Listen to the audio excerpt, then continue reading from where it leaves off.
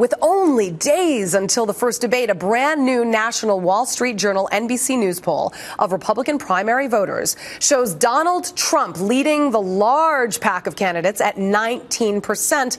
Wisconsin Governor Scott Walker, former Florida Governor Jeb Bush, and retired neurosurgeon Dr. Ben Carson are all in double digits. The rest of the group are all within a few points of each other. Let's bring in our political insiders. John Leboutiller, former Republican congressman for New York. Pat Caddell in the middle, a former pollster for President Jimmy Carter and Fox News contributor. He's choking up. He's so excited about this segment. And Doug Schoen, former pollster for President Bill Clinton and a Fox News contributor as well. All right, gentlemen, great to have you here.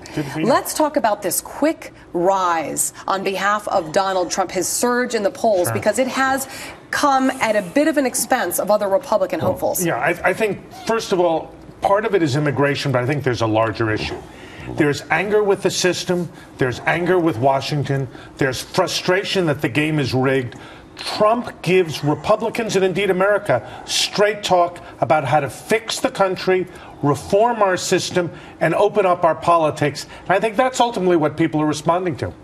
Yeah, I think that, we've been saying this for a year that if anyone watched Political Insiders last year, we've been telling you this year was going to be chaos, and we're headed to even more chaos. And that is because we have an electorate out of touch with the leadership of the country, a political class that has no grasp of what's going on out in the hinterlands, no sense that they are despised because of their failures, and also because the place is so, frankly, corrupt. And people believe that, and no one speaks for them. And then, so authenticity. But Trump does, doesn't it? Well, Trump does. I think he has a... I think the question for him is, does he get a coherent narrative around it? But boy, he's walking around setting off those bombs, as is Bernie Sanders in a way, in his own way, in the Democratic Party. While we're talking, can we put the poll back up? Because I'd like to ask and talk about the numbers on that poll. Okay, go ahead and put that in. All right, so we have Trump leading, and we have Scott Walker, who repeatedly on this show we've talked about is the one candidate with 1 foot with the Tea Party and 1 foot with the establishment, and he's hanging in. Now, the next two are very interesting. Jeb Bush never moves. He stays at 14, doesn't go down, doesn't go up. He went down in the Journal poll, I think, from 22 down to 14. Then that's bad. But the trend lines for Jeb have not been good for the whole 8 months that he's been running. And then we keep it up there. Ben Carson at 10%, to me, is very, very interesting. He's been sitting there. But he's been sitting there, but he's consistent without spending any money. He hangs in double digits because, like Trump, he's outside the political establishment. I think that's an important point. That will be very interesting because, for the first time Thursday, we're going to be hearing from presidential candidates debating on a platform that's obviously very familiar to career politicians. But you are going to hear from Donald Trump, Ben Carson, Carly Fiorina. No, she's not in the debate. She may not make it into the evening debate. Yeah. But nonetheless, we have never seen them on a political platform. So how might Thursday give them a chance to shine? Well, here's the thing. The American people are responding to the fact that, as John and Pat were saying, Trump and Carson, to a lesser extent, are not part of the political class. They're not in the establishment. They're taking it on. The question is, are they ready, literally and metaphorically, for prime time? Can they articulate, as Pat suggested correctly, a cogent narrative of what they'll do to promote and provoke change in our country? That's the real question, and that's what they'll have to answer. Here's a big question for conservatives is conservatism. Who's got it? And at this point, conservatives are equally split, as you mentioned, between Trump and Walker, according to this NBC poll, with about 18% backing each man. Tea Party supporters most favor Ted Cruz, with Trump and Walker close behind. People want a conservative to lead their party.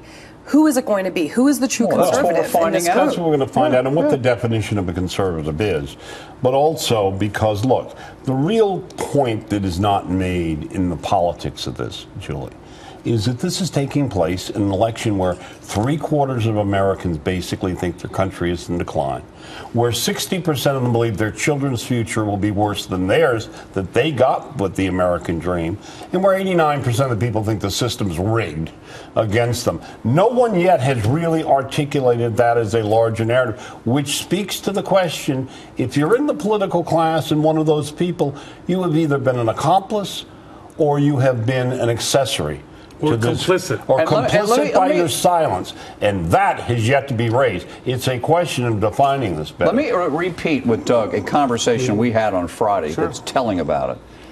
Senator Rand Paul, who's in that poll, sinking, by the way, is complaining that Trump is sucking up all the time, all the interviews, we're talking about him. Right. And Doug made a great point, which was, for a year and a half, they've had a year and a half to talk the other prospective and real candidates.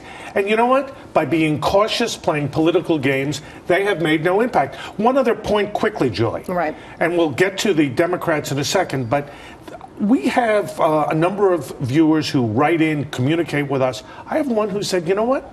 I'm angry. I like Donald Trump and I like Bernie Sanders. It's a point Pat has been making about how anger is generalized and people are looking for anti-systemic candidates because, you know what? These are two people that are talking sense directly to the American people. You know, anger drives people to the polls. That is a true fact. But wait, let me just ask you, because let's talk about how Republicans are viewing Donald Trump, because depending on how his fellow Republicans treat him, he has said that he would switch gears and perhaps consider becoming a third-party candidate, whether that's all talk or not. But nonetheless, isn't that a death wish for the GOP? Yeah. Do you think that the Republicans will actually dial it back a bit? Because if they anger Trump, God only knows what he's capable of. What he said was, if the Republican National Committee treats him badly, he would think about going third party.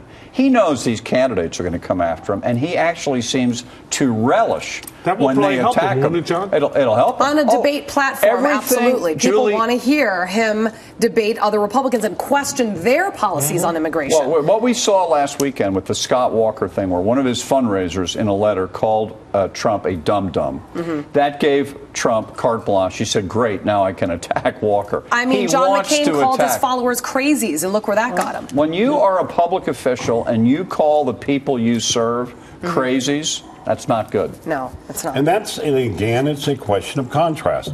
You're here and I'm here. You guys are there, I'm here. Whatever that definition gets for anyone. Okay. But Trump's got a problem at the moment because outside of the support he's getting, his favorable gets better, but it's getting higher. Okay. His negatives are still high. Hold that thought.